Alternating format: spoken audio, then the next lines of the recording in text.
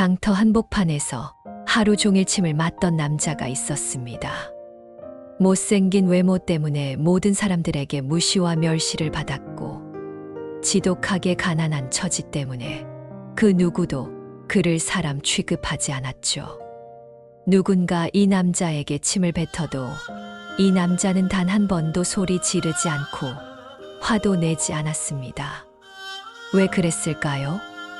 그의 손에는 항상 찢어진 종이가 쥐어져 있었고, 그의 머릿속에는 초능력 같은 능력이 숨겨져 있었기 때문이죠. 침을 뱉던 자들은 몰랐습니다. 그 쓸모없어 보이던 종이와 침묵이 자신들을 완전히 무너뜨릴 무기가 될 줄은. 오늘 이 남자의 침묵이 어떻게 복수가 되는지, 그리고 침 뱉던 자들이 어떻게 무릎 꿇게 되는지 끝까지 지켜봐 주십시오. 그럼 이제 조선 최고의 야담 이야기 지금 시작합니다. 이야기 시작 전 구독과 좋아요, 알림 설정 부탁드립니다. 조선 중기 한양 남대문 박장터 한복판에서 벌어진 일이었습니다. 정오가 막 지난 시각, 해가 가장 높이 떠 있을 때였는데, 이 시간이면 온 마을 사람들이 모이기 마련이었죠. 쌀 파는 상인이 목청 높여 손님을 부르고, 포목 장사치가 화려한 비단을 펼쳐 보이고, 생선 장수는 아침에 잡아온 싱싱한 물고기를 늘어놓고, 엿장수는 가위질 소리로 아이들을 불러 모으던 그런 활기찬 시간대였습니다.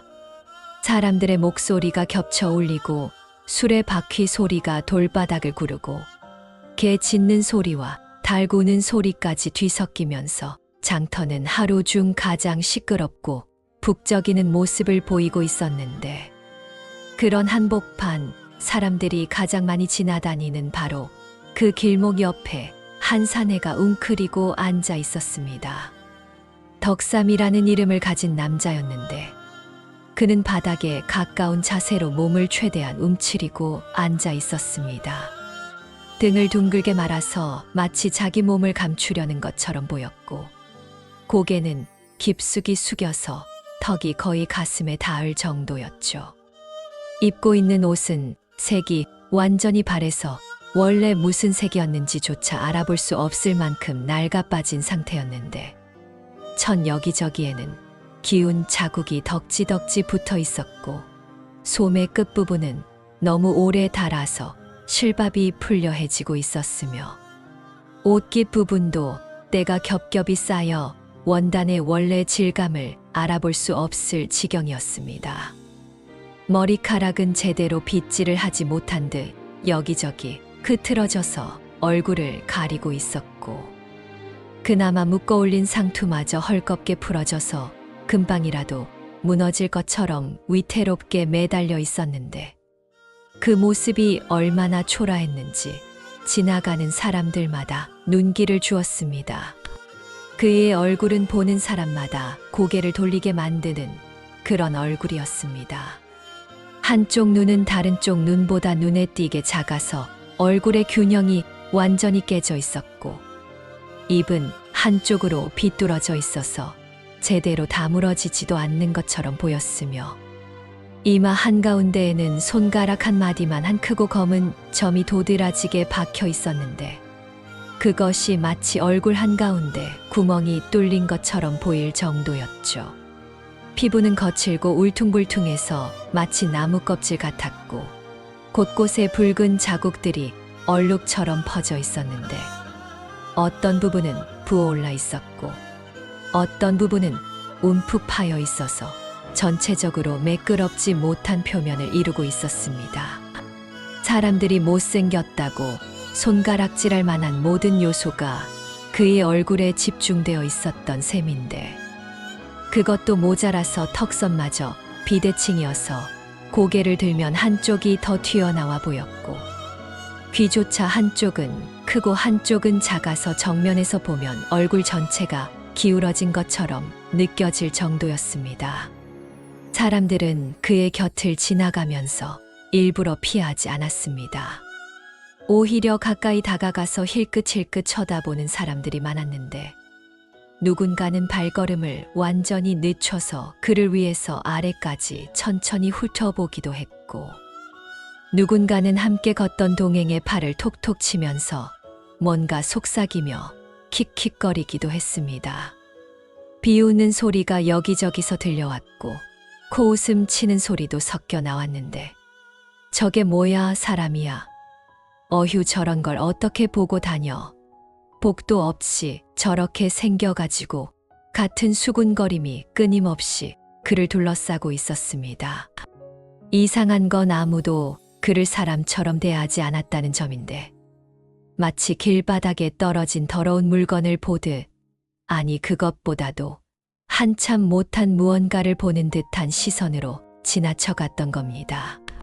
그때 한 중년 남자가 덕삼의 옆을 지나가다가 걸음을 멈췄습니다.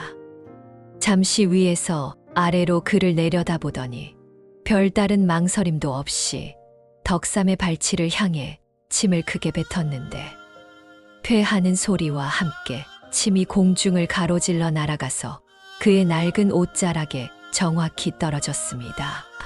젖은 자국이 천에 스며들면서 번져나가더니 동그란 얼룩을 만들었는데, 덕삼은 전혀 움직이지 않았습니다.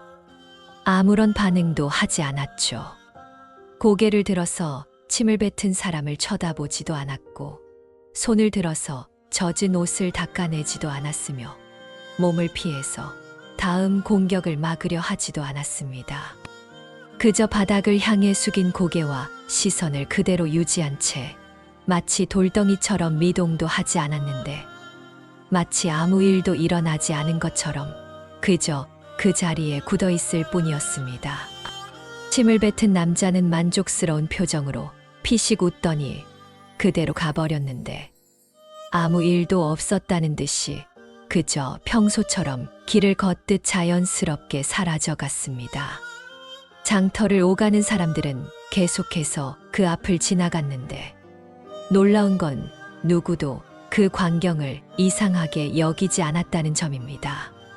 아무도 침을 뱉은 남자를 말리지 않았고, 아무도 그를 나무라거나 비난하지 않았으며, 오히려 그 광경을 본 몇몇 사람들은 피식 웃으면서 마치 재미있는 구경거리라도 본 것처럼 즐거워하는 표정을 지었습니다.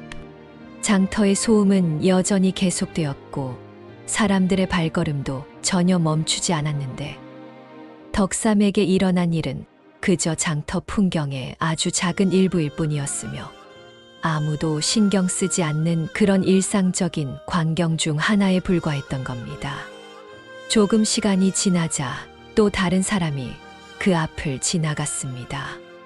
이번에는 장을 보고 돌아가는 길로 보이는 중년 여인이었는데, 팔에 바구니를 걸고 있었고, 바구니 안에는 무와 배추, 그리고 마른 생선 몇 마리가 들어 있었습니다. 여인도 덕삼을 보자마자 걸음을 멈췄는데, 그리고는 입꼬리가 올라가면서 비웃는 표정을 지었습니다. 눈이 가늘어지고 코를 찡그리면서 마치 무언가 매우 우스운 것을 발견한 사람처럼 킥킥거리며 웃었는데, 그 웃음소리는 주변 사람들에게도 들릴 만큼 컸고 몇몇은 그쪽을 돌아보기도 했습니다. 그러더니 여인은 앞서 남자가 했던 것과 똑같이 침을 뱉었는데, 퇴하는 소리와 함께 침이 날아가서 이번에는 더 가까운 곳에 떨어졌습니다. 덕삼의 손등 바로 옆이었고, 그가 무릎 위에 올려놓고 있던 종이 위에 정확히 떨어졌는데, 침이 종이에 스며들면서 그 위에 적혀있던 잉크 글씨를 번지게 만들었습니다. 덕삼은 이번에도 여전히 아무런 반응을 보이지 않았습니다.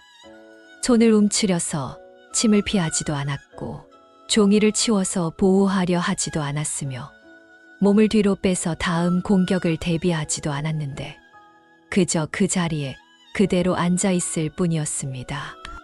마치 생명이 없는 돌이나 나무처럼, 아무런 감정도 의지도 없는 사물처럼 그저 존재할 뿐이었죠. 여인은 매우 만족스러운 표정을 지으며 가버렸는데, 바구니를 가볍게 흔들면서 마치 콧노래라도 부를 것처럼 경쾌한 발걸음으로 장터 저편으로 사라져 갔습니다. 주변을 오가던 다른 사람들 중에서도 누구 하나 이 상황을 이상하게 생각하는 사람은 없었는데 오히려 너무나 당연하다는 듯한 분위기가 흘렀고 못생긴 것은 죄이며 가난한 것도 죄이고 그 두 가지를 동시에 가진 사람은 사람으로 취급받을 자격조차 없다는 그런 무언의 합의가 장터 전체를 감싸고 있는 것 같았습니다. 모욕이라는 게 개인 한 사람의 행동이 아니었던 겁니다. 그것은 마치 공기처럼 분위기처럼 그 자리에 존재하는 무언가였는데 누군가 한 사람이 시작하면 다음 사람도 자연스럽게 따라했고 그 다음 사람도 또 똑같이 따라하면서 마치 전염병처럼 번져나갔습니다. 침을 뱉는 행위는 일상이 되어버렸고 비웃는 행위는 습관이 되어버렸으며 덕삼은 그 모든 것의 대상이자 표적이었던 겁니다. 장터에 나온 사람들에게 덕삼이라는 존재는 사람이 아니었습니다. 그저 지나가다가 발로 차도 괜찮은 돌멩이 같은 존재였고 아무렇게나 대해도 아무 문제 없는 그런 무언가에 불과했던 겁니다. 덕삼의 손에는 돈이 하나도 없었습니다. 음식도 전혀 없었죠. 그가 손에 들고 있는 건 오직 찢어진 종이 몇 장뿐이었는데 그것은 장부였습니다. 낡고 구겨지고 침에 젖고 여기저기 찢겨진 종이 위에는 숫자들이 빼곡하게 적혀 있었는데 한자로 쓰인 금액과 날짜 그리고 사람 이름들이 촘촘하게 기록되어 있었습니다. 하지만 그 종이들도 전혀 온전한 상태가 아니었는데 어떤 것은 정확히 반으로 찢겨져서 내용의 절반이 사라져 있었고 어떤 것은 모서리 부분이 크게 찢겨나가서 중요한 부분이 읽을 수 없게 되어 있었으며 침에 젖은 종이는 잉크가 번져서 글씨가 흐릿하게 퍼져 있어서 무슨 내용인지 알아보기조차 힘든 상태였습니다. 구겨진 종이는 아무리 펼쳐봐도 금방 다시 접히려고 했고 오래된 종이는 가장자리가 부서져서 살짝만 건드려도 가루가 되어 떨어질 것 같았는데 아무도 그 종이들에 관심을 갖지 않았습니다. 아무 쓸모도 없어 보이는 숫자들이었고 아무 의미도 없어 보이는 기록들이었으니까요. 지나가던 사람들은 그 종이를 보고 또 한 번 비웃었는데 저게 뭐라고 저런 걸 들고 하루 종일 앉아있나. 완전히 미친 게 틀림없어. 쓸모없는 종이 쪼가리나 붙들고 있으니 저 꼴이지 같은 말들이 여기저기서 들려왔습니다. 장터는 시간이 지나도 계속 시끌벅적했습니다. 쌀 파는 상인은 손님과 값을 깎느니 마느니 하면서 목소리를 점점 더 높였고 엿장수는 엿을 자를 때마다 가위로 딱딱 소리를 내면서 구경하는 아이들을 더 많이 모으려 했으며 아이들은 이곳저곳을 뛰어다니면서 웃어대고 떠들어댔고 개는 쉴 새 없이 지저댔으며 닭은 꼬꼬대거리면서 날갯짓을 하고 수레는 덜컹덜컹거리면서 돌바닥 위를 계속해서 지나다녔습니다. 그런 온갖 소음들이 뒤섞이고 겹쳐지는 한복판에서 덕삼은 완전히 투명한 존재였습니다. 아니, 투명한 것보다도 더 못한 존재였다고 해야 맞을 겁니다. 투명하다는 건 최소한 존재는 인정받는다는 뜻이잖아요. 사람들이 부딪히지 않으려고 조심이라도 한다는 뜻이니까요. 하지만 덕삼에게는 그런 조심조차 필요하지 않았습니다. 사람들은 그냥 무심하게 지나갔고 그냥 아무렇지 않게 침을 뱉었으며 그냥 자연스럽게 비웃고 떠났습니다. 해가 조금씩 서쪽으로 기울어지기 시작하면서 오후가 되자 장터는 오히려 더 붐비기 시작했습니다. 아침부터 일을 하던 사람들이 일을 마치고 하나둘씩 장터로 나오기 시작했고 저녁거리를 사려는 사람들이 몰려들면서 길은 점점 더 좁아졌으며 사람들은 서로 어깨를 부딪히면서 지나다녔습니다. 그런 와중에도 사람들은 덕삼의 바로 옆을 스쳐 지나갔는데 어떤 사람은 그를 밟을 뻔하기도 했지만 미안하다는 말은 전혀 없었습니다. 오히려 거기 비켜 있지. 왜 사람 다니는데 앉아 있어? 꼴도 보기 싫은데 눈에 안 띄는데 가 있지. 같은 핀잔과 욕설만 쏟아졌는데 덕삼은 여전히 움직이지 않았습니다. 고개를 깊이 숙인 채로 찢어진 종이들을 무릎 위에 조심스럽게 올려놓은 채로 그 자리에 계속 앉아 있었던 겁니다. 또 다시 침이 날아왔습니다. 이번에는 젊은 남자 셋이었는데 친구들끼리 함께 걷다가 덕삼을 발견하고는 서로 눈짓을 주고받으면서 뭔가 속삭이더니 킥킥거리며 웃기 시작했습니다. 그러더니 그중 한 명이 친구들에게 자랑이라도 하듯이 과시하는 표정으로 크게 침을 뱉었는데 침이 덕삼의 옷에 정확히 떨어졌습니다. 나머지 친구들은 박수를 치면서 웃어댔고 그중 또 한 명도 지지 않으려는 듯이 따라서 침을 뱉었으며 마지막 한 명까지 가세해서 침을 뱉었습니다. 덕삼의 옷에, 손에, 그리고 종이에 침이 계속해서 떨어졌는데 하나, 둘, 셋, 넷, 다섯 가지 침이 연달아 떨어지면서 반복되었습니다. 마치 재미있는 놀이라도 하는 것처럼 또는 신기한 구경거리를 발견한 것처럼 그들은 침을 뱉고 웃고 서로 어깨를 두드리면서 즐거워하다가 마침내 만족했는지 떠나갔는데 덕삼은 그 모든 과정 동안 침을 닦아내지 않았습니다.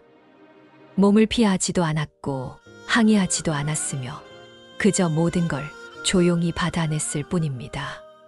침이 옷에 스며들어 얼룩을 만들고 종이를 적셔서 글씨를 번지게 하고 피부에 직접 닿아서 끈적거리게 해도 그는 단 한 번도 반응하지 않았습니다. 주변을 지나가던 한 노인이 잠시 걸음을 멈추고 덕삼을 내려다봤습니다. 노인의 주름진 얼굴에는 잠깐 동안 연민 같은 감정이 스쳐 지나가는 것처럼 보였는데 하지만 곧 고개를 천천히 저으면서 다시 걷기 시작했습니다. 도와줄 생각은 전혀 없었던 거죠. 아니, 오히려 도와줘서는 안 된다고 생각한 것 같았습니다. 못생긴 건 하늘이 내린버리고 가난한 건 조상이 지은 죄의 결과이며 그런 사람을 함부로 도우면 자신에게도 그 애군이 옮겨올 거라고 믿었던 그런 시대였으니까요. 노인은 그렇게 그냥 지나갔고 다른 사람들도 모두 마찬가지였습니다.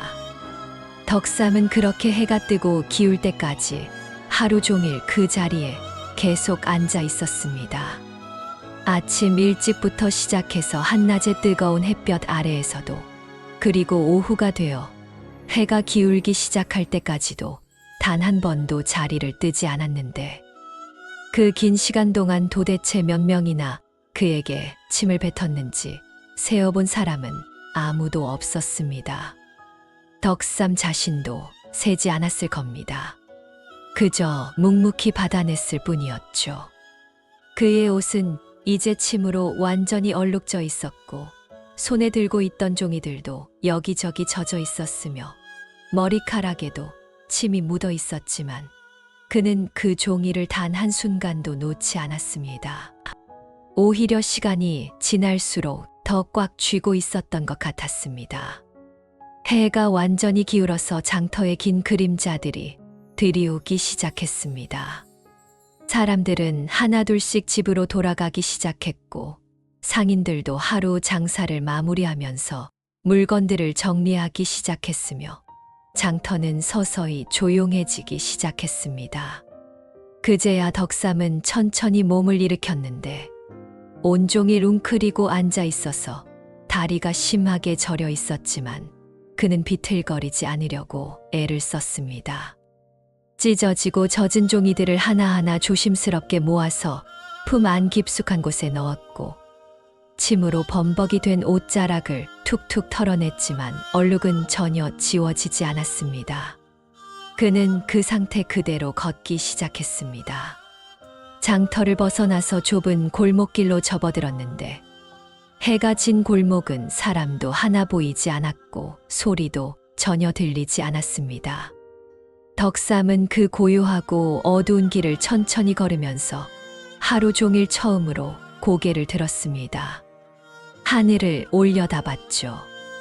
붉게 물들어가는 저녁 하늘이 그를 조용히 내려다보고 있었는데 그의 얼굴에는 어떤 표정도 없었습니다.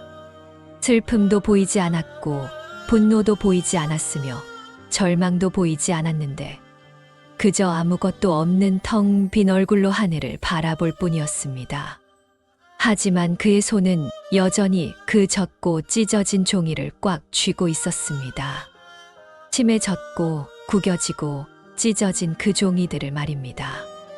아무에게도 쓸모없어 보이는 그 숫자들을 말이죠. 덕삼은 어둠 속으로 한 걸음 조용히 걸어갔습니다. 그날 장터에 있던 사람들 중에서 단 한 명도 알지 못했습니다. 그 못생긴 남자가 하루 종일 들고 있던 종이가 정확히 무엇인지, 그 위에 적힌 숫자들이 무엇을 의미하는지, 그리고 그 남자가 왜 하루 종일 모욕을 당하면서도 그 자리를 지키고 있었는지를 말입니다. 사람들은 그저 침을 뱉었고 비웃었고 무심하게 지나쳤을 뿐이었는데 하지만 덕삼은 알고 있었습니다. 그 종이가 무엇인지, 그 숫자가 무엇을 뜻하는지, 그리고 자신이 왜 그 자리에 반드시 있어야만 했는지를 정확히 알고 있었던 겁니다. 사람들은 그를 사람으로 대하지 않았습니다. 완전히 인간 취급을 박탈당한 존재였죠. 하지만 바로 그 박탈당한 자리에서 아무도 주목하지 않는 그 어둠 속에서 덕삼은 무언가를 차근차근 준비하고 있었습니다. 아무도 모르게 조용히 그러나 확실하게 말입니다. 밤이 깊어졌습니다. 덕삼은 작고 허름한 방 안에 홀로 앉아 있었는데 그 방이라는 게 사람이 제대로 살 수 있는 공간이라고 부르기조차 민망할 정도로 좁고 초라했습니다. 벽은 여기저기 금이 가 있었고 그 틈 사이로 바깥 찬바람이 스며들어왔으며 천장은 너무 낮아서 서서 고개를 들면 머리가 닿을 것 같았고 창문이라고 부를 만한 건 손바닥 크기만 한 구멍 하나뿐이었는데 그마저도 낡은 헝겊 조각으로 막혀 있어서 달빛조차 제대로 들어오지 않았습니다. 방 안에는 거의 아무것도 없었는데 얇디 얇은 이불 한 채와 기름이 거의 다 떨어져가는 낡은 등잔 하나가 전부였으며 바닥은 매늘기어서 앉아있으면 냉기가 그대로 올라왔습니다.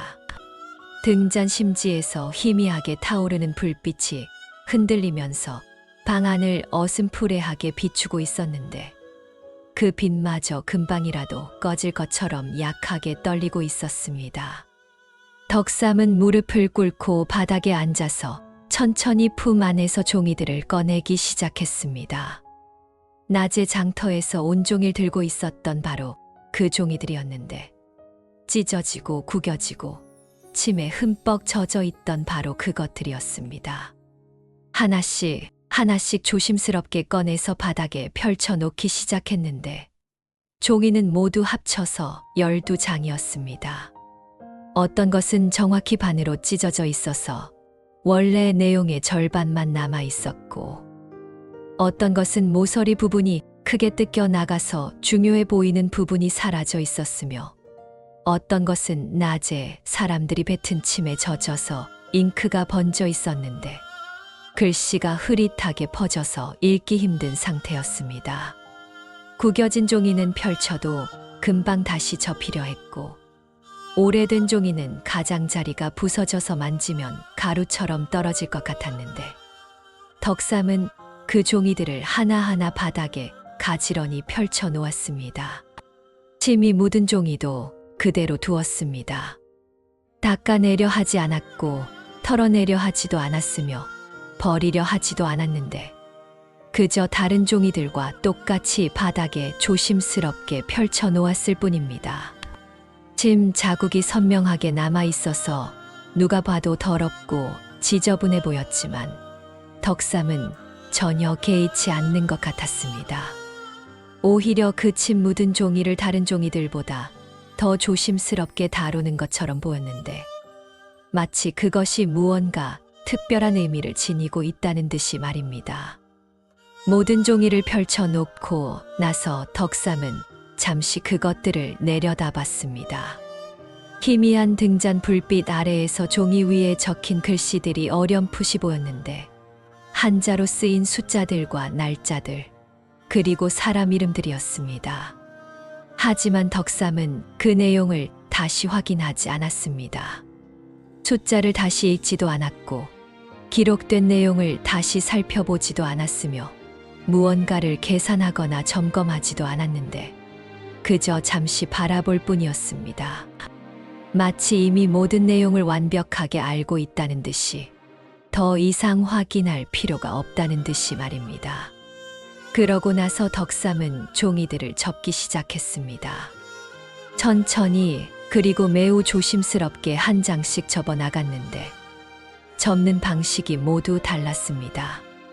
어떤 종이는 정확히 반으로 접었고 어떤 종이는 3번 접어서 작게 만들었으며 어떤 종이는 네모지게 접었고 어떤 종이는 길쭉하게 접었는데 각각의 종이마다 서로 다른 방식으로 접혀졌습니다. 그런데 신기한 건 덕삼이 전혀 망설이지 않았다는 점입니다. 어떤 종이를 어떻게 접을지 고민하지 않았고 실수하지도 않았으며 다시 펼쳐서 접는 방식을 바꾸지도 않았는데 마치 이미 정해진 순서와 방법이 있고 그것을 정확히 따르고 있는 것처럼 보였습니다.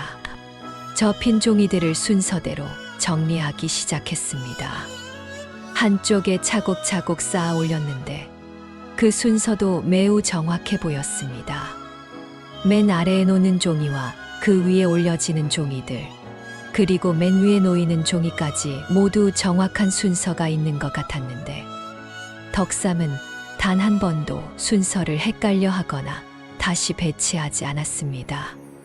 그저 한 장씩 쌓아 올렸을 뿐인데 그 손놀림에는 흔들림이 전혀 없었습니다. 마치 수백 번 연습한 것처럼, 아니 이미 수백 번 해왔던 일인 것처럼 자연스럽고 익숙한 동작이었습니다. 그런데 모든 종이를 다 쌓은 게 아니었습니다. 몇 장의 종이는 따로 옆에 놓아두었는데 정확히 3장이었습니다. 덕삼은 그 3장의 종이를 들어서 다시 한번 펼쳤는데 역시 내용을 읽지는 않았습니다. 그저 잠시 바라보기만 했을 뿐인데 그러고 나서 등잔 쪽으로 몸을 가까이 했습니다. 희미하게 타오르고 있는 불꽃에 종이 한 장을 천천히 가까이 가져갔는데 종이 끝이 불꽃에 닿자 지글거리는 소리와 함께 타기 시작했습니다. 종이가 타올랐습니다. 노란 불꽃이 종이를 따라 번져나가면서 한자로 쓰인 글씨들을 집어삼켰는데 금액을 나타내는 숫자가 먼저 타올랐고 날짜가 그 다음에 사라졌으며 사람 이름이 마지막으로 재가 되어 흩어졌습니다. 덕삼은 그 광경을 가만히 지켜봤는데 표정의 변화가 전혀 없었습니다. 아쉬워하는 기색도 없었고 만족스러워하는 기색도 없었으며 그저 담담하게 바라볼 뿐이었습니다.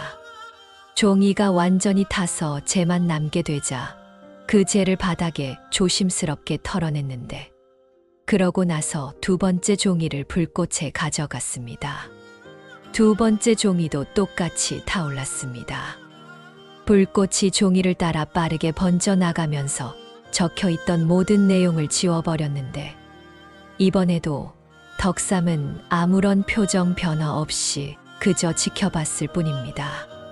종이가 거의 다 타들어가서 손에 화상을 입을 것 같은 순간에야 바닥에 떨어뜨렸는데 마지막 불꽃이 꺼지면서 종이는 완전히 재가 되어 사라졌습니다.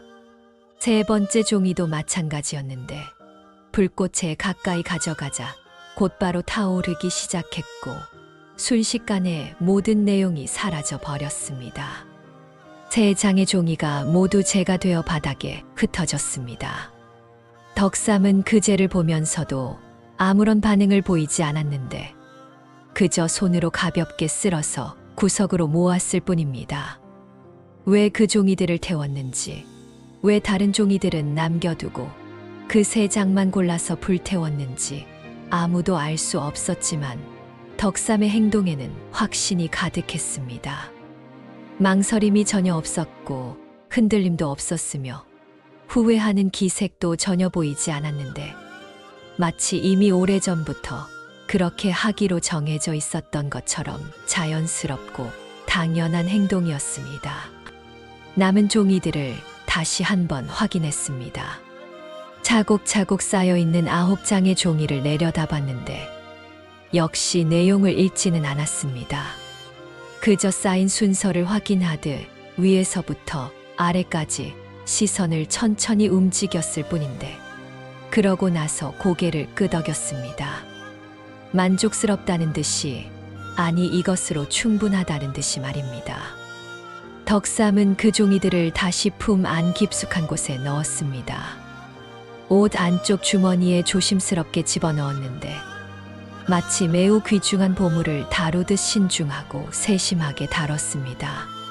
종이가 구겨지지 않도록 주의했고 떨어지지 않도록 깊숙이 넣었으며 혹시라도 잃어버릴까봐 여러 번 확인했는데 그 모든 행동이 매우 자연스럽고 익숙해 보였습니다. 아마도 매일 밤 똑같은 일을 반복해 왔던 것 같았습니다. 등잔 불빛이 점점 약해지고 있었습니다. 기름이 거의 다 떨어져서 심지가 간신히 타고 있었는데 곧 꺼질 것 같았습니다. 덕삼은 등잔을 끄지 않았습니다.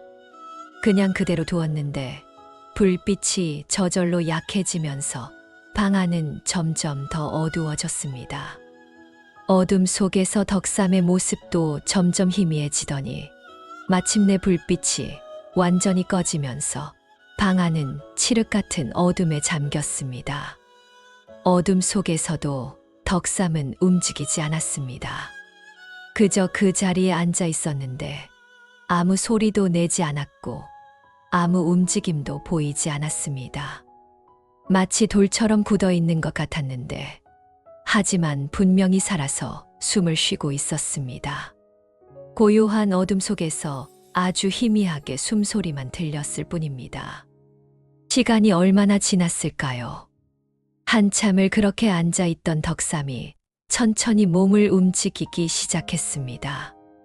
어둠 속에서 손을 더듬거리며 이불을 찾았는데 얇디얇은 누더기 같은 이불을 몸에 덮었습니다.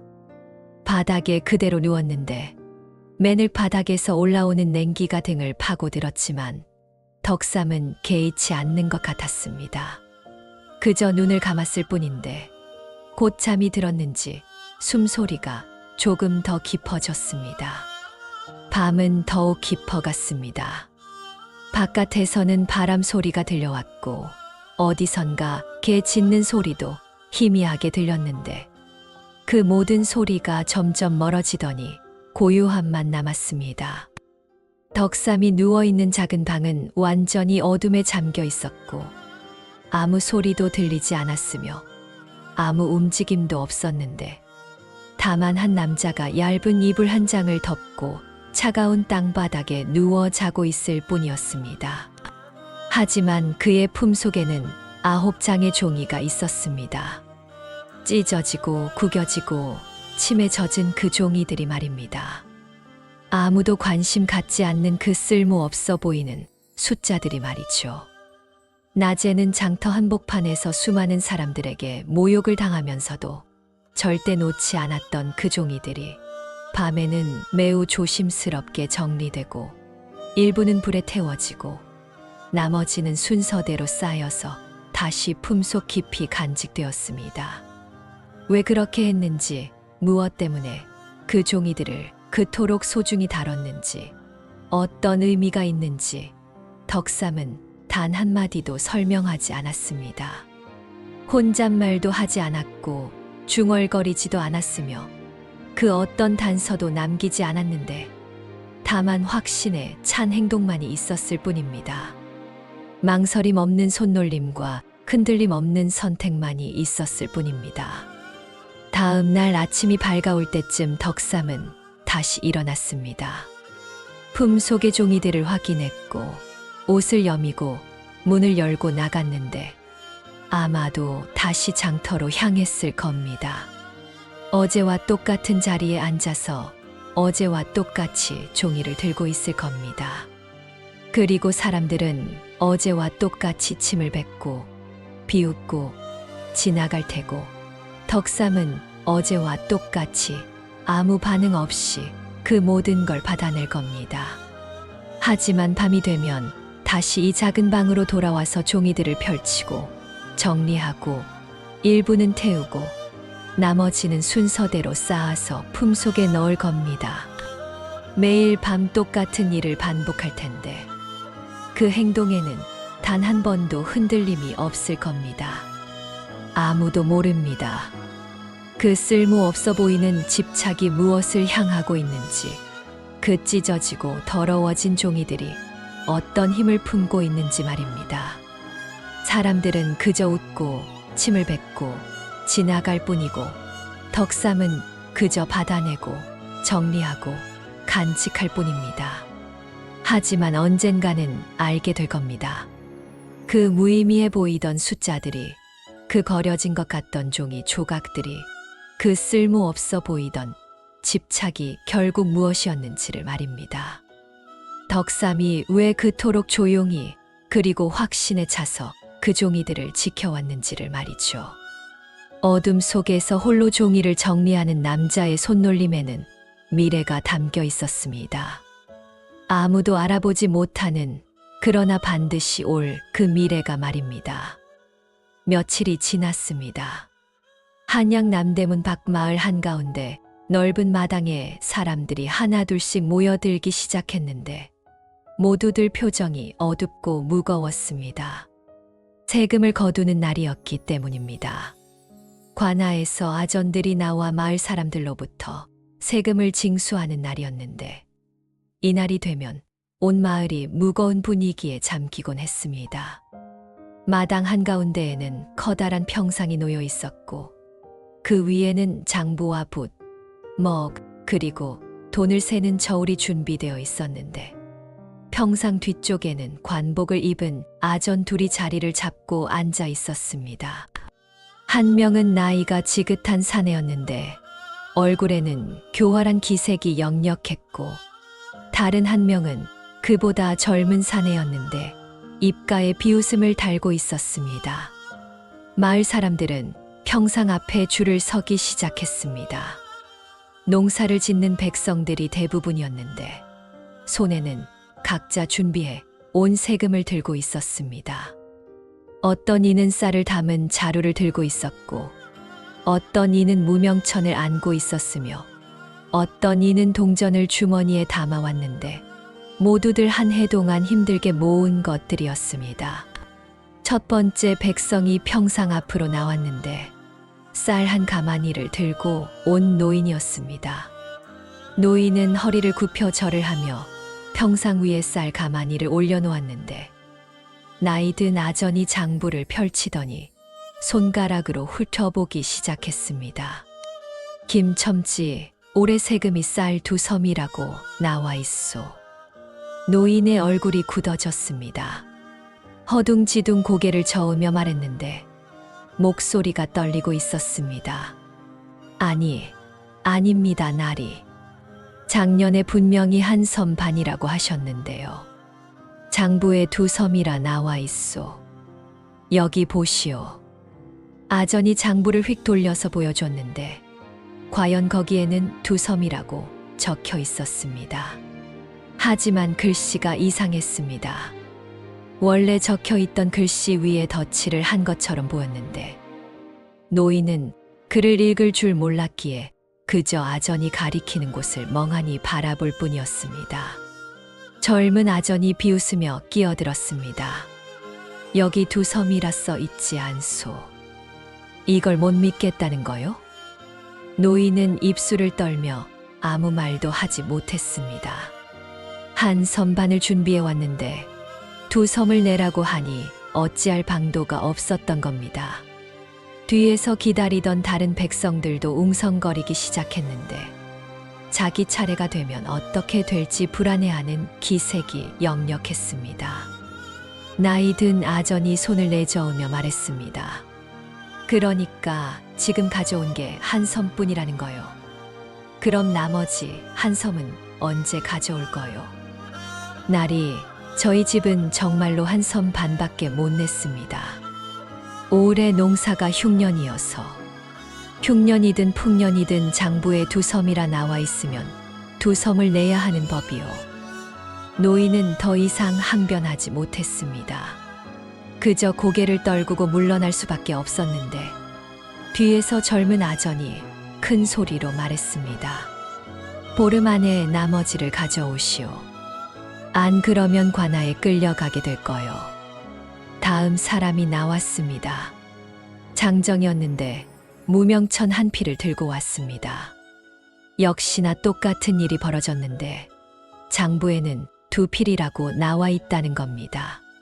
장정이 따지려 하자 젊은 아전이 벌떡 일어나더니 소리쳤습니다.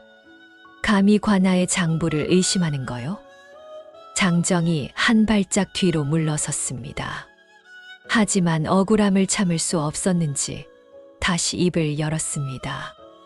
나리, 제가 작년에 분명히 들었는데 그 말이 끝나기도 전에 젊은 아전이 평상 아래로 내려와서 장정의 가슴팍을 세게 밀쳤습니다.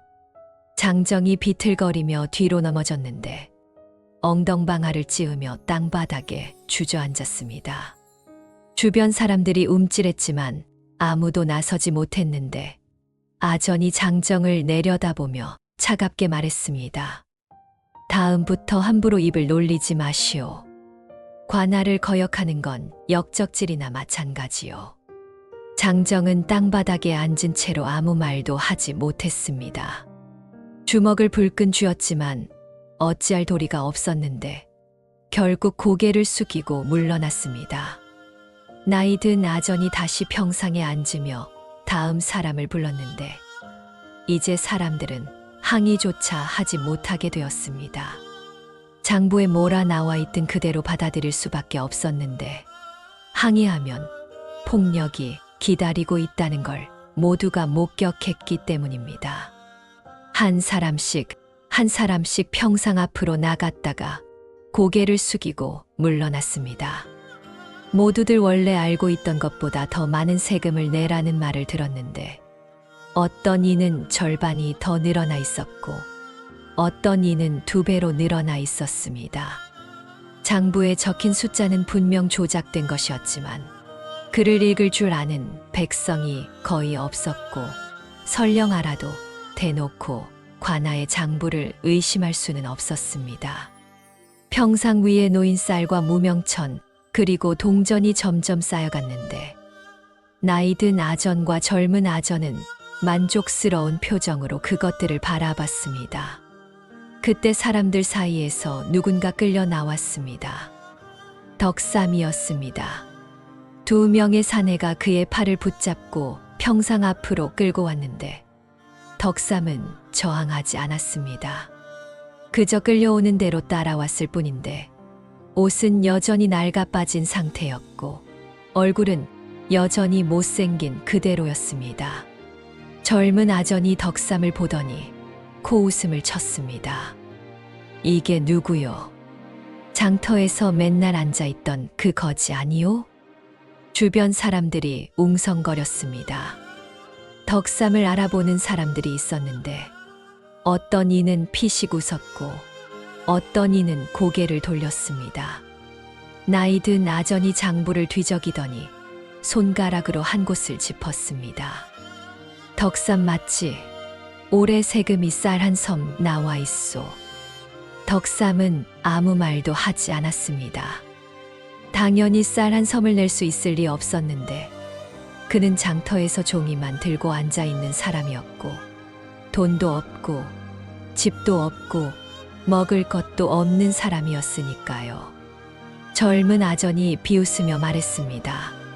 쌀은커녕 죽 한 그릇도 없을 텐데 무슨 세금을 내겠소? 주변에서 웃음이 터져 나왔습니다. 사람들은 덕삼을 보며 비웃었는데 장터에서 침을 뱉던 그 사람들도 섞여 있었습니다. 나이 든 아전이 손을 흔들며 말했습니다. 저런 건 상관없소. 어차피 낼 것도 없는 주제에 장부에나 올라와 있으니 그냥 끌고 가시오. 덕삼을 끌고 온 사내들이 다시 그의 팔을 붙잡았습니다. 한쪽으로 끌고 가려는데 그때 젊은 아전이 다가와서 덕삼의 품을 뒤지기 시작했습니다. 혹시 돈이라도 숨겨놓은 게 있나 확인하려는 듯 했는데 당연히 아무것도 나오지 않았습니다. 다만 구겨진 종이 몇 장이 나왔는데 젊은 아전이 그것을 빼앗아 펼쳐보더니 비웃으며 던져버렸습니다. 이런 쓸데없는 종이나 들고 다니니 저 꼴이지. 종이들이 바람에 날려 땅바닥에 흩어졌습니다. 덕삼은 그 종이들을 바라봤지만 움직이지 못했는데 두 사내가 팔을 꽉 붙잡고 있었기 때문입니다. 사람들은 그 광경을 보며 또다시 웃었는데 못생기고 가난한 남자가 쓸데없는 종이를 들고 다니다가 망신당하는 모습이 우스워 보였던 겁니다. 세금 징수가 끝나갈 무렵이었습니다. 평상 위에는 쌀과 무명천과 동전이 산더미처럼 쌓여 있었는데 나이 든 아전과 젊은 아전이 그것들을 정리하기 시작했습니다. 사람들은 하나둘 흩어지고 있었는데 모두들 지치고 억울한 표정이었지만 어쩔 수 없이 발길을 돌렸습니다. 마당 한쪽에서는 덕삼이 여전히 두 사내에게 붙잡혀 있었는데 아무도 신경 쓰지 않았습니다. 해가 기울어 그림자가 길어지기 시작했습니다. 대부분의 사람들이 떠나고 마당에는 아전 둘과 그들을 돕는 몇 명의 사내들만 남았는데 그들은 걷어들인 세금을 자루에 담기 시작했습니다. 쌀은 커다란 자루에 담았고 무명천은 묶어서 정리했으며 동전은 주머니에 넣었는데 그 양이 상당했습니다. 나이 든 아전이 만족스러운 표정으로 고개를 끄덕이더니 젊은 아전에게 뭔가 속삭였습니다. 젊은 아전이 고개를 끄덕이며 웃었는데 그러더니 평상 뒤쪽으로 가서 작은 나무 상자를 하나 꺼내왔습니다. 두 아전은 주변을 살폈습니다. 이제 마당에는 그들과 몇 명의 사내들밖에 없었는데 그 사내들도 모두 한편인 듯 보였습니다. 나이 든 아전이 나무 상자를 열었는데 그 안에는 은자가 가득 들어 있었습니다. 햇빛에 반짝이는 은자들이었는데 상당한 양이었습니다. 젊은 아전이 그것을 보며 입가에 웃음을 띄웠는데 나이 든 아전이 은자를 꺼내기 시작했습니다. 하나씩 세면서 꺼냈는데 입으로 숫자를 중얼거렸습니다. 하나, 둘, 셋, 넷. 은자를 세는 소리가 조용한 마당에 울려 퍼졌습니다. 젊은 아전도 함께 세기 시작했는데 둘은 웃으며 은자를 만지작거렸습니다. 그 은자는 오늘 백성들에게 거둬들인 세금의 일부였는데 장부를 조작해서 더 많이 거둬들인 다음 그 차액을 빼돌린 것이었습니다. 백성들은 원래보다 더 많은 세금을 냈지만 관아에 보고될 때는 원래 금액만 보고되고 나머지는 아전들의 주머니로 들어가는 구조였던 겁니다. 15, 16, 17 나이 든 아전이 계속 세어 나갔습니다. 은자가 하나씩 상자에서 나와 그의 손을 거쳐 옆에 놓인 주머니로 들어갔는데 젊은 아전이 그 광경을 흐뭇하게 바라봤습니다. 그때 젊은 아전의 얼굴이 눈에 들어왔는데 그는 며칠 전 장터에서 덕삼에게 침을 뱉던 바로 그 사람이었습니다. 웃으며 침을 뱉고 친구들과 함께 떠나던 바로 그 젊은이였던 겁니다. 이제 그는 관복을 입고 아전 행세를 하며 백성들의 세금을 착복하고 있었는데 얼굴에는 탐욕과 만족감이 가득했습니다. 28, 29, 30. 나이 든 아전이 마침내 세기를 마쳤습니다. 30냥의 은자였는데 상당한 금액이었습니다.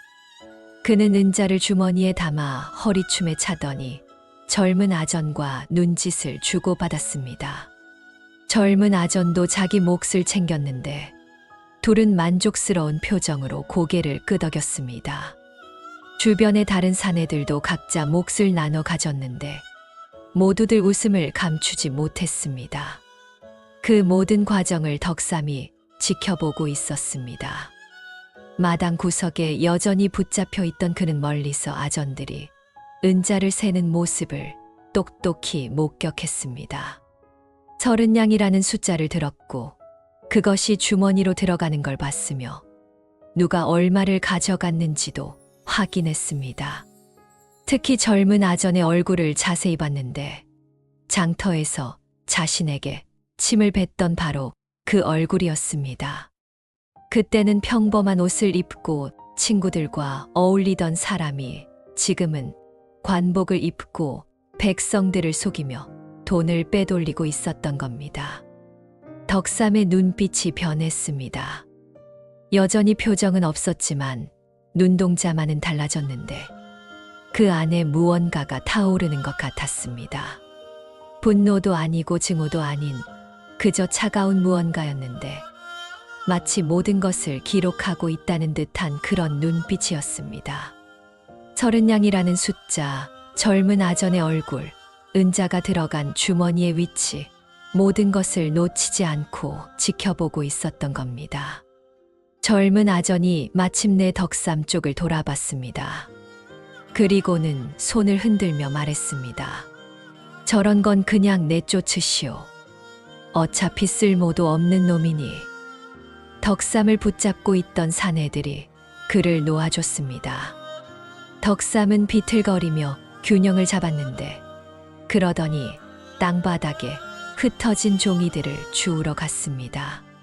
하나씩 하나씩 조심스럽게 주워서 품에 넣었는데 젊은 아전이 그 모습을 보며 비웃었습니다. 쓸데없는 종이나 주우러 다니는 거 봐라. 저러니까 저 꼴이지.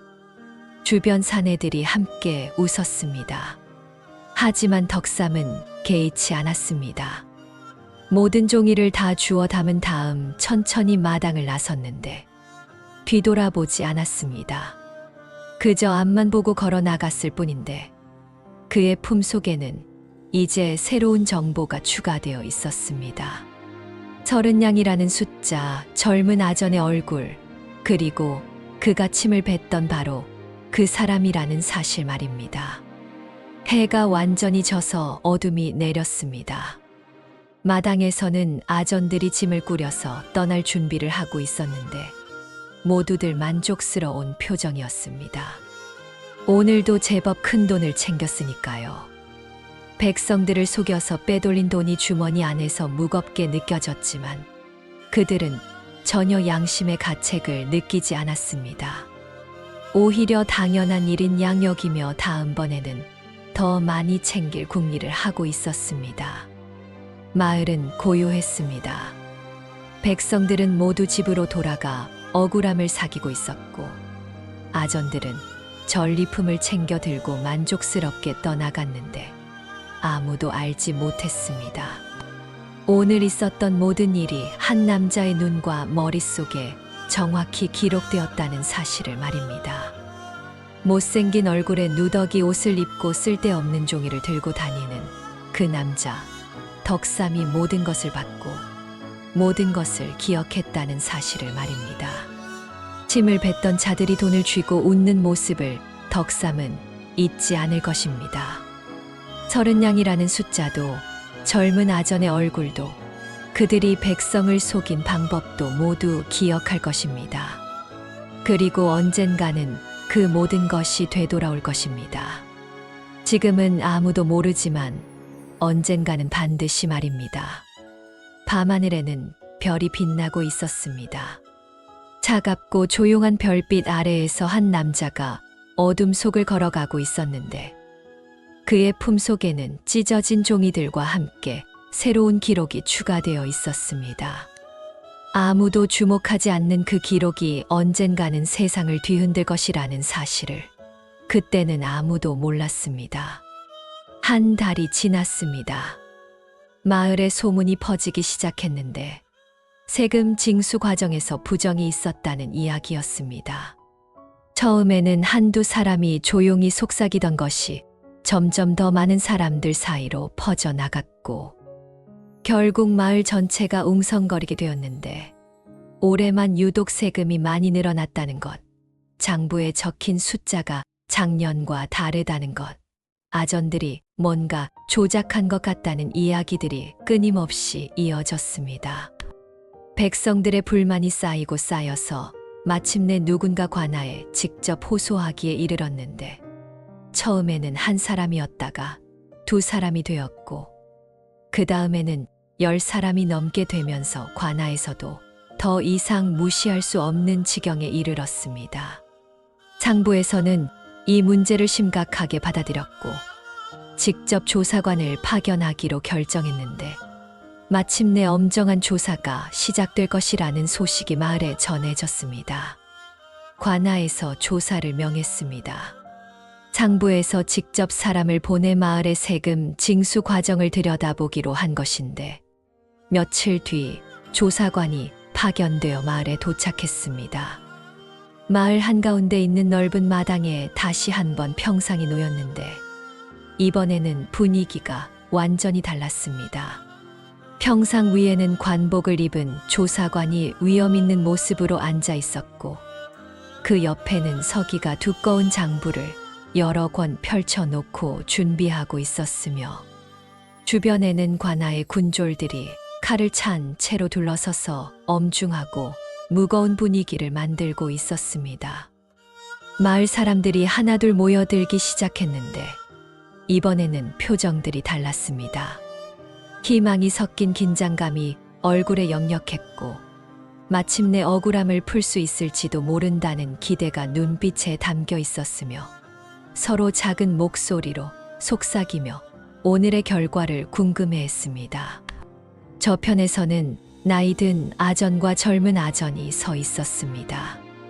둘 다 여전히 관복을 입고 있었지만 이제는 전혀 당당하지 못했는데 자꾸 주변을 두리번거리며 불안한 기색을 감추지 못하고 있었고 손을 계속 비비작거리거나 옷깃을 만지작거리면서 초조함을 드러내고 있었습니다. 특히 젊은 아전은 얼굴이 창백하게 질려 있었는데 이마에 식은땀이 송글송글 맺혀 있었고 시선을 이리저리 피하면서 마치 도망칠 구멍을 찾는 것처럼 보였습니다. 나이든 아전은 겉으로는 침착한 척하려 애쓰고 있었지만 눈동자가 불안하게 흔들리고 있었는데 무언가 변명거리를 생각해 내려는 듯 입술을 씹으며 머릿속으로 계산하는 기색이 역력했습니다. 조사관이 입을 열어 오늘 이 자리가 세금 징수 과정의 부정을 조사하기 위한 것이며 억울함이 있는 자는 나와서 사실대로 말하라고 했습니다. 목소리는 차갑고 단호했는데 위엄이 느껴졌고 한마디 한마디가 무게감을 가지고 마당 전체에 울려 퍼졌습니다. 백성들이 웅성거렸는데 서로 눈치를 보며 누가 먼저 나설지 망설이고 있다가 한 노인이 용기를 내어 앞으로 나왔습니다. 지난번 세금을 낼 때 한 섬 반만 준비했다가 두 섬을 내라는 소리를 들었던 바로 그 노인이었는데 떨리는 목소리로 자신은 분명히 작년에 한 섬 반이라고 들었는데 올해 장부에는 두 섬이라고 나와 있었다고 호소했습니다. 조사관이 서기에게 눈짓하자 서기가 장부를 펼쳐서 해당 부분을 찾아 손가락으로 짚으며 조사관에게 보여줬는데 조사관이 장부를 자세히 들여다보더니 고개를 끄덕이며 확인했습니다. 나이 든 아전이 한 발짝 앞으로 나서며 장부가 정확하다고 주장했습니다. 저 노인이 착각하고 있는 것일 뿐이라고 말했는데 목소리에는 억지로 만든 자신감이 섞여 있었고 조사관을 설득하려는 듯 손짓까지 섞어가며 설명하려 했습니다. 하지만 조사관은 아전을 보지도 않고 계속 장부를 꼼꼼히 살폈는데 한참을 들여다보더니 손가락으로 장부의 글씨 부분을 천천히 문지르기 시작했습니다. 그러자 먹물이 조금씩 번지기 시작했는데 원래 적혀 있던 글씨 위에 덧칠을 한 흔적이 분명하게 드러났습니다. 조사관의 눈빛이 차갑게 변했는데 이 글씨 위에 다시 쓴 흔적이 있다고 지적했습니다. 나이 든 아전의 얼굴이 순식간에 굳어졌고 젊은 아전은 한 발짝 뒤로 물러서면서 입술이 파르르 떨리기 시작했는데 이제 숨길 수 없다는 걸 깨달은 듯했습니다. 조사관이 다시 백성들을 향해 또 누가 있느냐고 물었습니다. 이번에는 젊은 장정이 앞으로 나왔는데 무명천을 한 필만 가져왔다가 두 필을 내라는 소리를 들었던 그 장정이었습니다.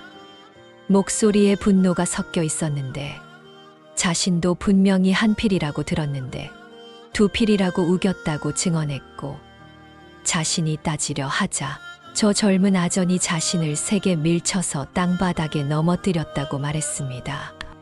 조사관이 젊은 아전을 쳐다봤는데 젊은 아전은 고개를 깊이 숙였고 아무 말도 하지 못한 채 그저 땅바닥만 쳐다보고 있었습니다.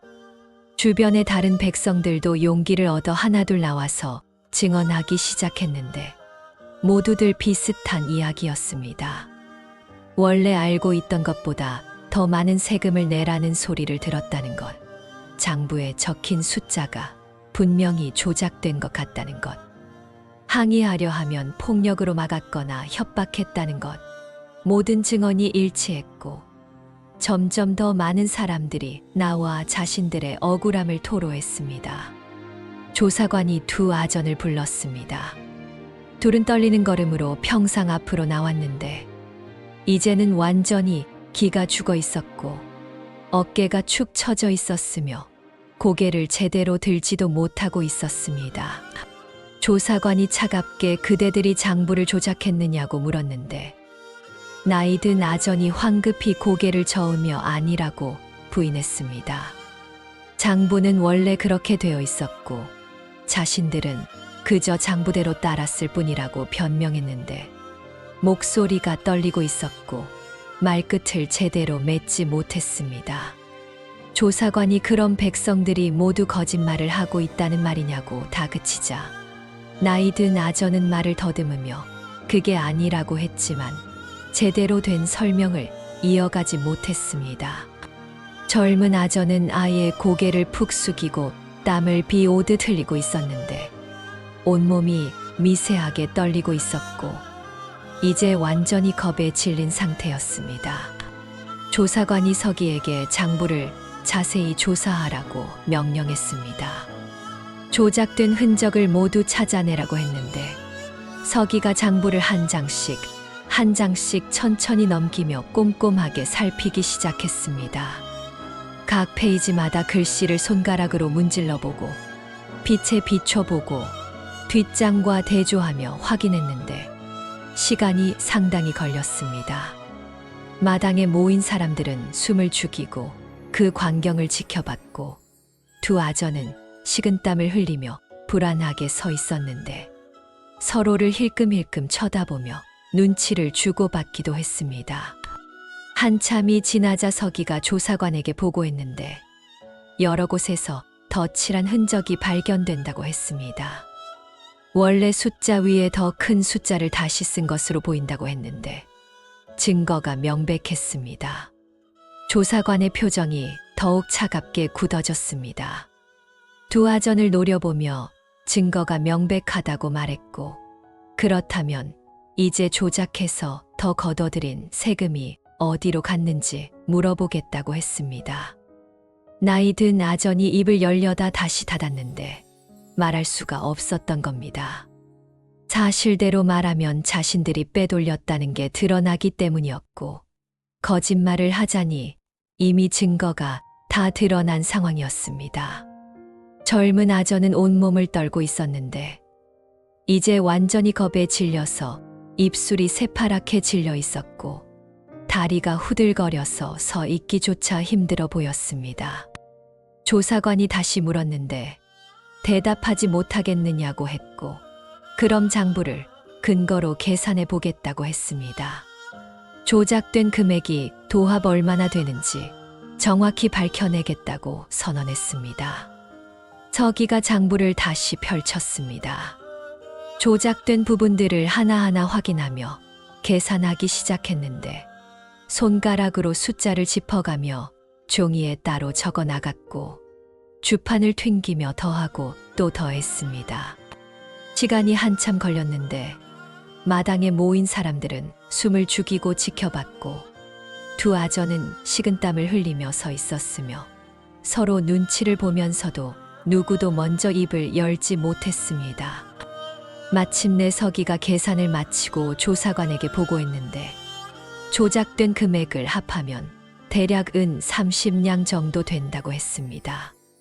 조사관이 고개를 끄덕이며 두 아전에게 은 30냥을 어디에 숨겨두었느냐고 물었는데 두 아전은 아무 대답도 하지 못했습니다. 이미 자기들끼리 나누어 가진 뒤였기 때문인데 어디에 숨겼다고 말할 수도 없었고 사실대로 말하자니 자백하는 꼴이 되는 상황이었습니다.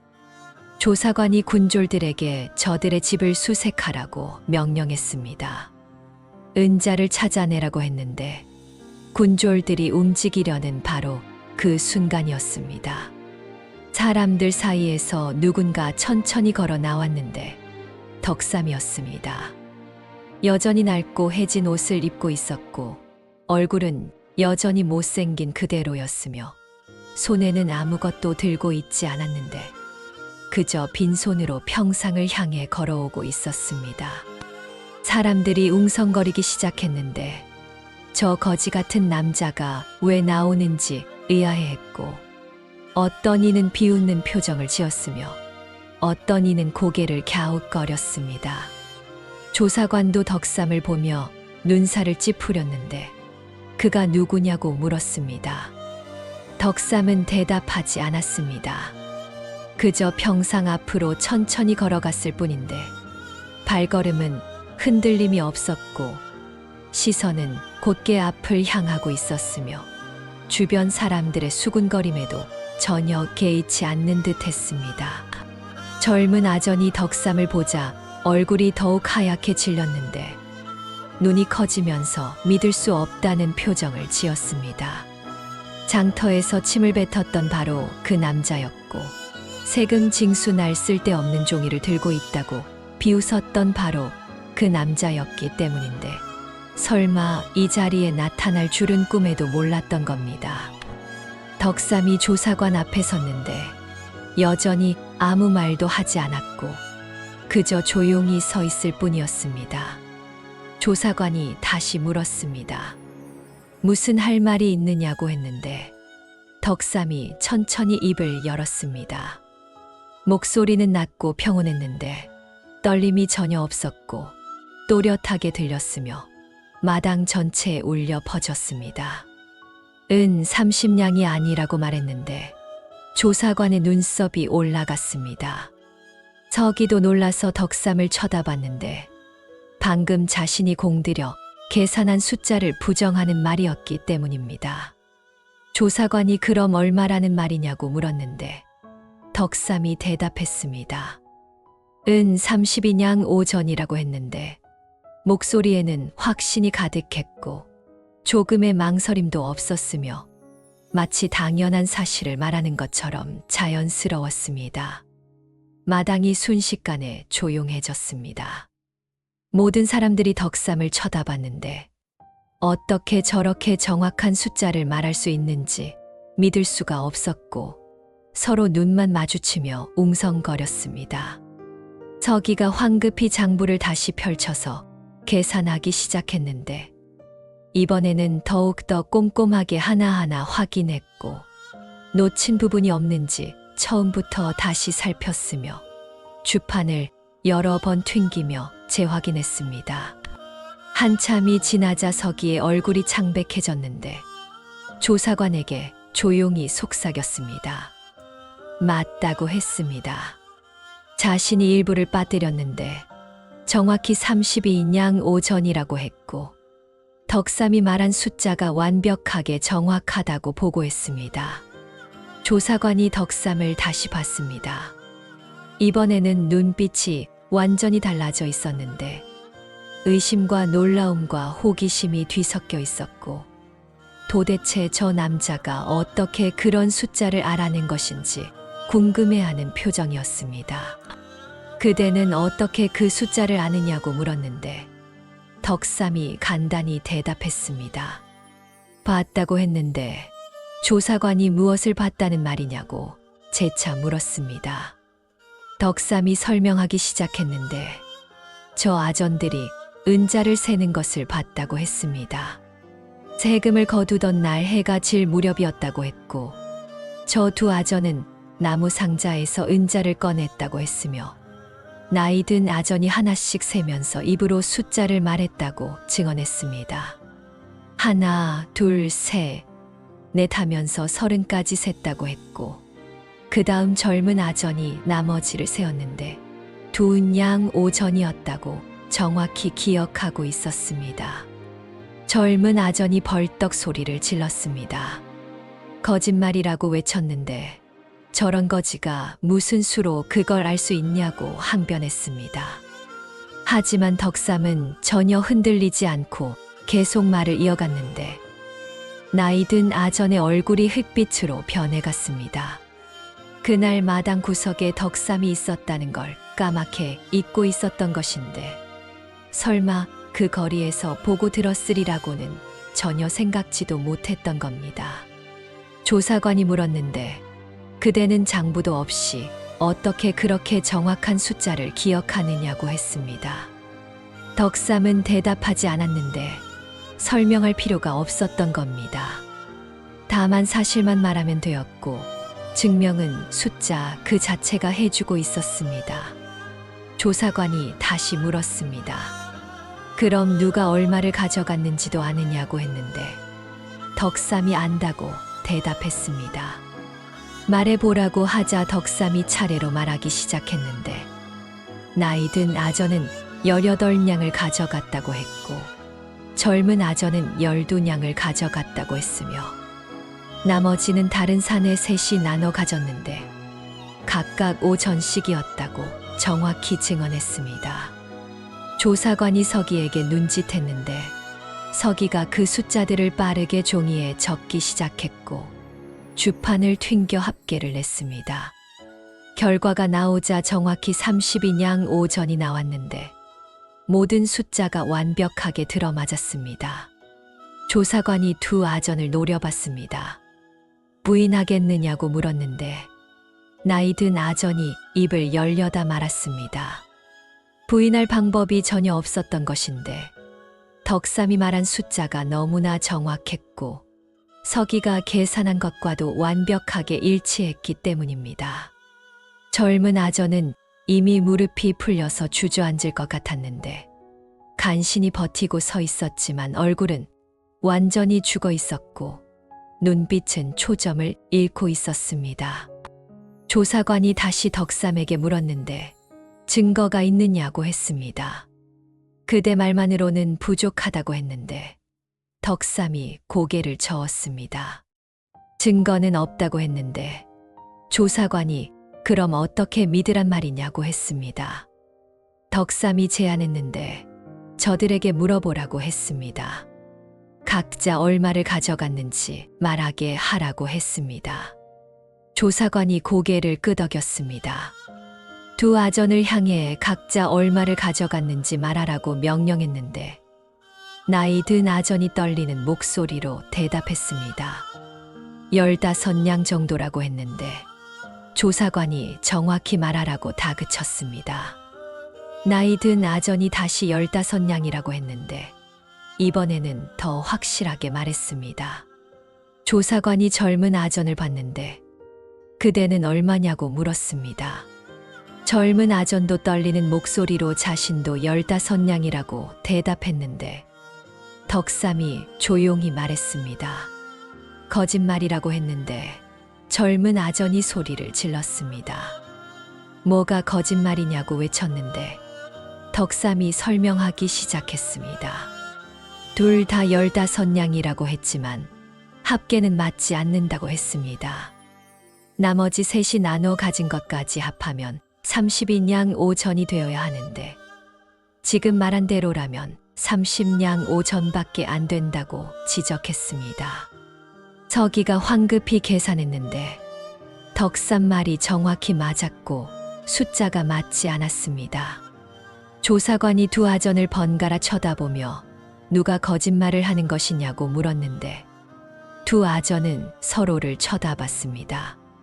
나이 든 아전이 젊은 아전을 노려봤고 젊은 아전은 나이 든 아전을 원망하는 눈빛으로 봤는데 둘 사이에 균열이 생기기 시작했고 서로를 의심하는 기색이 역력했습니다. 조사관이 다시 명령했습니다. 다시 말하라고 했는데 이번에는 정확히 말하라고 강하게 다그쳤습니다. 나이 든 아전이 먼저 무너졌는데 자신은 18냥이라고 말했습니다. 그러자 젊은 아전이 버럭 소리를 질렀는데 그럼 자신을 거짓말쟁이로 만들 작정이었느냐고 외쳤습니다. 나이 든 아전이 맞받아쳤는데 내가 먼저 거짓말했다고 했고 젊은 아전은 형님이 더 많이 가져갔다고 소리쳤습니다. 둘이 서로 고함을 지르기 시작했는데 서로를 비난하며 누가 더 많이 가져갔는지 다투기 시작했고 이제 동료가 아니라 적이 된 것처럼 서로를 공격했습니다. 그 광경을 보며 마당에 모인 백성들이 웅성거렸는데 악인들이 스스로 무너지는 모습을 목격하고 있었습니다. 조사관이 손을 들어 조용히 하라고 명령했습니다. 이제 분명해졌다고 말했는데 그대들은 장부를 조작하여 백성들을 속였고 은 32냥 5전을 빼돌렸다고 선언했으며 죄를 인정하느냐고 물었습니다.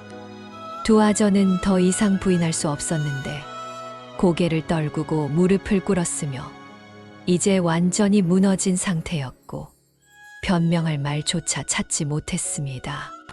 조사관이 군졸들에게 명령했는데 저들을 잡아 가두라고 했고 관아에서 정식으로 처벌할 것이라고 선언했습니다. 군졸들이 두 아전을 끌고 갔는데 둘은 저항하지 못하고 순순히 끌려갔으며 특히 젊은 아전은 다리에 힘이 완전히 풀려서 질질 끌려가다시피 했습니다. 백성들이 환호하기 시작했습니다. 마침내 정의가 실현되는 순간이었는데 억울함이 풀렸고 악인들이 벌을 받게 되었으며 모두가 기뻐하며 소리쳤습니다. 조사관이 백성들을 향해 말했는데 부당하게 거둬들인 세금은 모두 돌려줄 것이라고 했고 장부를 바로잡아 정확한 금액만 징수하도록 하겠다고 약속했습니다. 백성들이 더욱 크게 환호했는데 그 속에서 덕삼은 조용히 뒤로 물러났습니다. 아무도 주목하지 않았는데 사람들은 조사관에게 절하고 감사를 표하고 있었고 서로 기뻐하며 이야기를 나누고 있었으며 덕삼은 그 모든 것에서 벗어나 조용히 마당을 빠져나갔습니다. 해가 지고 있었습니다. 붉은 노을이 하늘을 물들이고 있었는데 덕삼은 그 노을을 바라보며 천천히 걸었습니다. 손에는 여전히 아무것도 없었지만 그의 머릿속에는 모든 것이 있었는데 숫자들, 날짜들, 사람들의 얼굴, 모든 것이 정확히 기록되어 있었고 그것이 오늘 악인들을 완전히 무너뜨렸습니다. 장부도 없이 증거도 없이 오직 기억만으로 모든 것을 붕괴시킨 것인데 침을 뱉던 자들이 무릎 꿇고 끌려가는 모습을 덕삼은 차갑게 지켜봤습니다. 분노하지 않았고 기뻐하지도 않았으며 그저 담담하게 바라볼 뿐이었는데 이것은 당연한 결과였기 때문입니다. 밤이 깊어갔습니다. 마을은 오랜만에 평화로운 분위기에 잠겼는데 사람들은 집으로 돌아가 오늘의 일을 이야기하며 기뻐했고 아이들에게 정의가 승리했다는 이야기를 들려주었으며 마침내 억울함이 풀렸다는 안도감에 편안한 잠을 잤습니다. 하지만 아무도 몰랐습니다. 그 모든 일의 중심에 못생긴 얼굴의 한 남자가 있었다는 것을 말이죠. 아무도 주목하지 않았던 그 남자가 사실은 가장 강력한 무기를 가지고 있었다는 것을 아무도 깨닫지 못했습니다. 덕삼은 어둠 속을 걸어갔습니다. 여전히 혼자였고 여전히 가진 것 없었지만 이제 세상은 조금 달라졌는데 침을 뱉던 자들이 사라졌고 정의가 실현되었으니까요. 하지만 덕삼의 표정은 변하지 않았습니다. 이것은 시작에 불과했기 때문인데 아직 끝나지 않았고 아직 해야 할 일이 남아 있었으며 덕삼은 그것을 정확히 알고 있었습니다. 밤하늘에는 별이 빛나고 있었는데 차갑고 조용한 별빛 아래에서 한 남자가 묵묵히 자신의 길을 걸어가고 있었습니다. 계절이 바뀌었습니다. 그날 이후로 상당한 시간이 흘렀는데 마을에는 평화가 찾아왔고 백성들은 다시 일상으로 돌아갔으며 부정을 저지른 아전들의 이야기는 서서히 사람들의 기억 속에서 희미해져 갔습니다. 새로운 아전들이 파견되어 왔고 이번에는 공정하게 세금을 거뒀으며 백성들은 억울함 없이 자신들의 몫을 냈는데 마을은 예전보다 훨씬 살기 좋아졌습니다. 장터는 여전히 북적였고 사람들은 여전히 오가며 물건을 사고 팔았으며 아이들은 여전히 뛰어놀며 웃어댔는데 모든 것이 평범한 일상으로 돌아간 것처럼 보였습니다. 덕삼은 여전히 그 자리에 있었습니다. 장터 한복판 사람들이 지나다니는 그 길목에 여전히 앉아 있었죠. 하지만 이제는 분위기가 완전히 달라져 있었습니다. 사람들이 더 이상 침을 뱉지 않았고 비웃지도 않았으며 오히려 지나가다 힐끔힐끔 쳐다보곤 했지만 그 시선에는 예전과 다른 무언가가 섞여 있었습니다. 두려움이었는지 존경이었는지 아니면 경외감이었는지 정확히 알 수는 없었지만 분명한 건 예전처럼 함부로 대하지 못한다는 것이었습니다. 세금 부정 사건을 해결한 그 남자라는 소문이 퍼졌고 아무것도 없이 오직 기억만으로 악인들을 무너뜨린 그 사람이라는 이야기가 돌았는데 사람들은 덕삼을 보며 고개를 숙이고 지나가거나 멀찍이 돌아서 가곤 했습니다. 어느 날 저녁이었습니다. 해가 기울어 장터의 긴 그림자가 드리우기 시작했고 사람들이 하나둘 집으로 돌아가면서 북적이던 거리가 점점 조용해지고 있었습니다. 덕삼도 자리에서 일어났는데 여전히 손에는 아무것도 없었고 낡은 옷을 입고 있었으며 천천히 걸어서 장터를 빠져나가기 시작했습니다.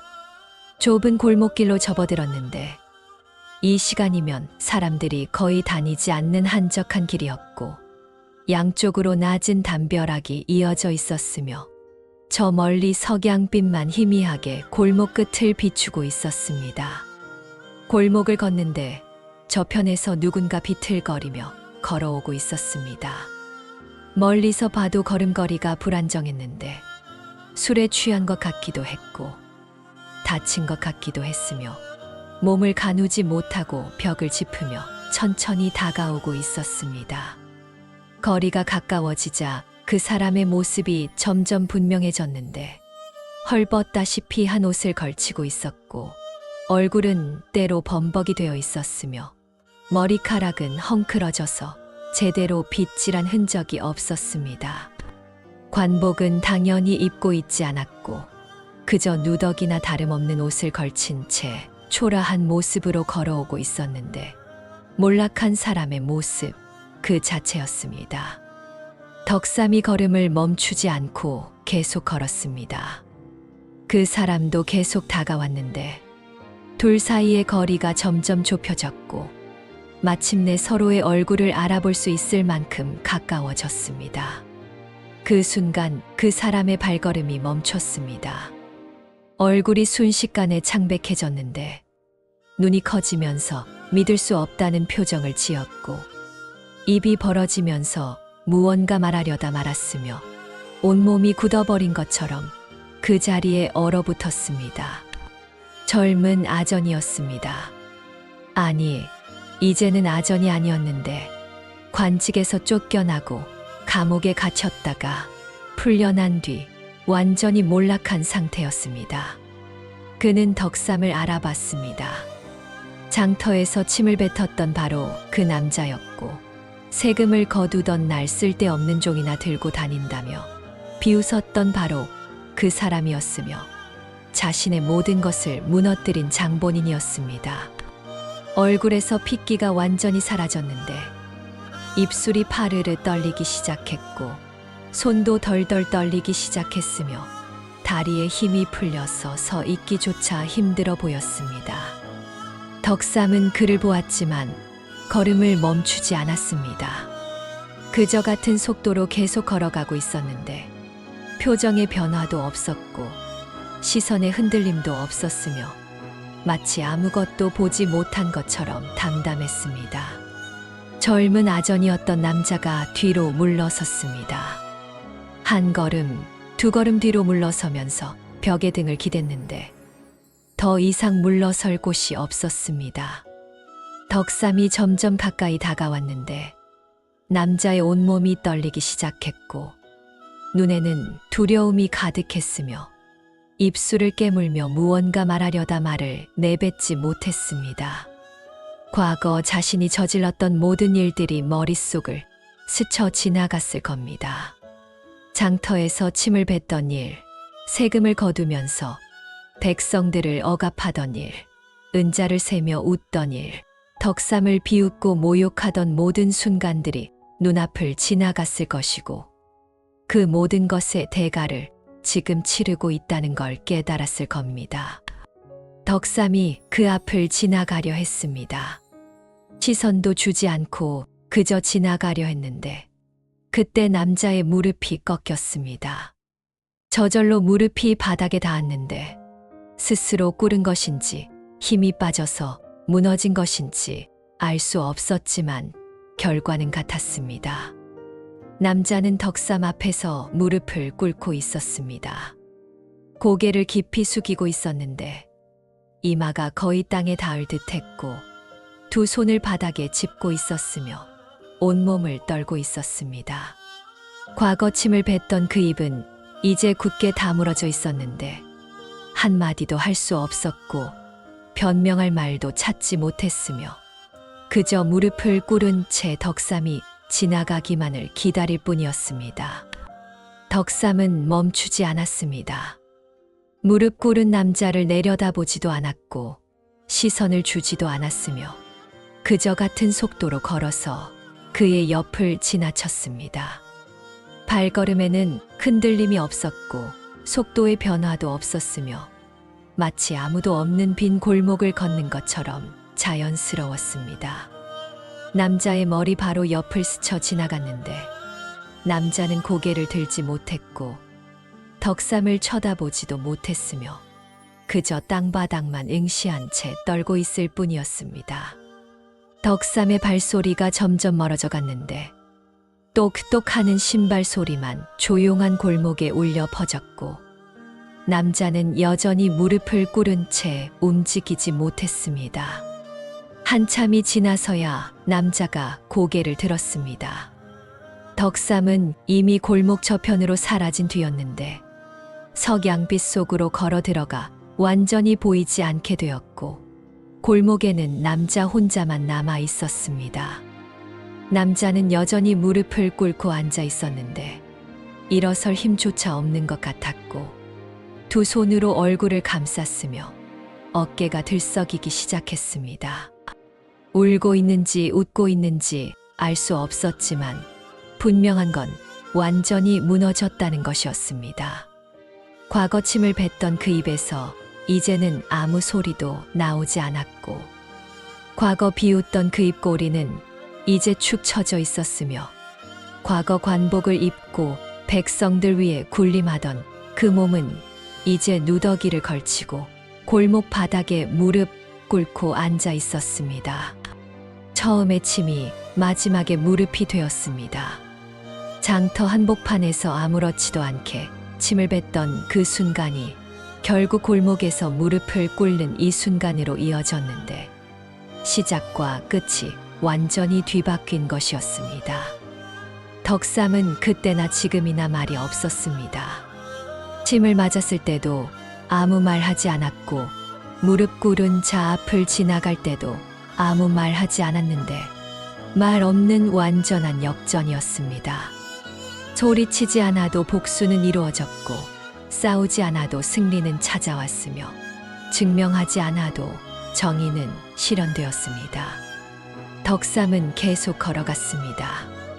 골목을 빠져나와 넓은 길로 접어들었는데 저녁 하늘은 붉게 물들어 있었고 마을은 조용히 잠들 준비를 하고 있었으며 저 멀리 산 너머로 해가 완전히 지고 있었습니다. 덕삼의 얼굴에는 여전히 아무 표정도 없었는데 승리의 기쁨도 복수의 만족감도 보이지 않았으며 그저 담담한 얼굴로 앞만 보고 걸어갔습니다. 손에는 여전히 아무것도 없었고 입고 있는 옷은 여전히 낡았으며 얼굴은 여전히 못생긴 그대로였지만 이제 그를 보는 세상의 시선은 완전히 달라져 있었습니다. 밤이 찾아왔습니다.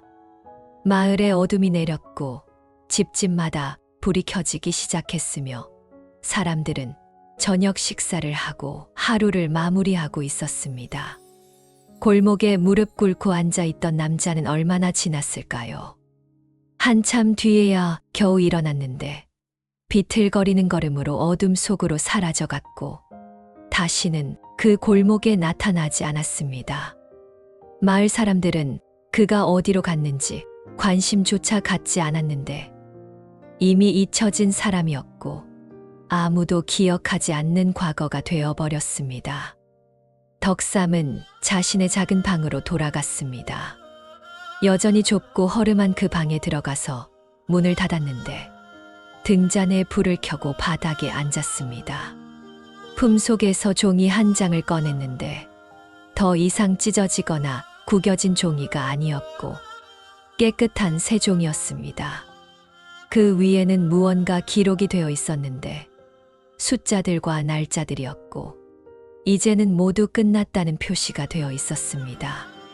덕삼은 그 종이를 천천히 접어서 다시 품속에 넣었는데 이제 그것도 필요 없어진 것 같았지만 여전히 간직하고 있었습니다. 오늘 이야기 여기서 마무리합니다. 사람을 끝까지 사람 취급하지 않던 자는 결국 자기 자리에서 무릎을 꿇게 됩니다. 아무리 높은 자리에 있어도 아무리 권력을 쥐고 있어도 다른 사람을 짓밟고 모욕하며 살아간 자는 언젠가 반드시 그 대가를 치르게 되어 있습니다. 덕삼이 당한 모든 모욕들, 장터 한복판에서 맞은 침들, 사람들의 비웃음과 손가락질, 그 모든 것이 결국 되돌아갔는데 침을 뱉던 자가 무릎을 꿇게 되었고 비웃던 자가 울게 되었으며 높은 곳에 있던 자가 땅바닥에 앉게 되었습니다. 힘은 소리로 증명되지 않습니다. 큰 소리를 내고 위협하고 폭력을 휘두른다고 해서 진정한 힘을 가진 것이 아닙니다.